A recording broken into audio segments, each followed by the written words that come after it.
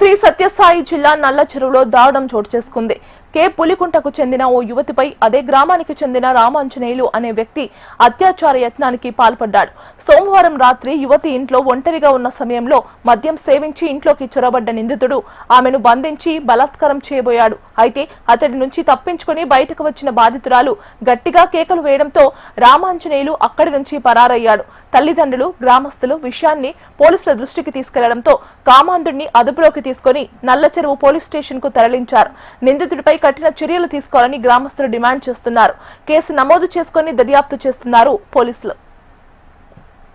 నిన్నటి దినం నల్లచెరువు మండలం కేపులకుంట గ్రామంలో క్వార్టర్స్ కాలనీలో ఉన్నటువంటి ఒక మహిళ ఒంటరిగా ఉండేది చూసి ఆ మహిళ యొక్క ఇంటి ముందు ఉన్నటువంటి వ్యక్తి ఆమెను అనుభవించాలనే ఉద్దేశంతో ఇంట్లోకి తాగిన మత్తులో ప్రవేశించగా అంతలోనే వాళ్ళ తల్లిదండ్రులు కూడా అక్కడికి రావడము, ఆ వ్యక్తి అక్కడి నుంచి పారిపోవడం జరిగింది. మహిళ ఇచ్చినటువంటి కంప్లైంట్ మేరకు కేసు నమోదు చేసి దర్యాప్తు చేస్తున్నాము. దర్యాప్తులో భాగంగా నిందితుడిని పట్టుకొని చట్ట ప్రకారం శిక్షించడం జరుగుతుంది.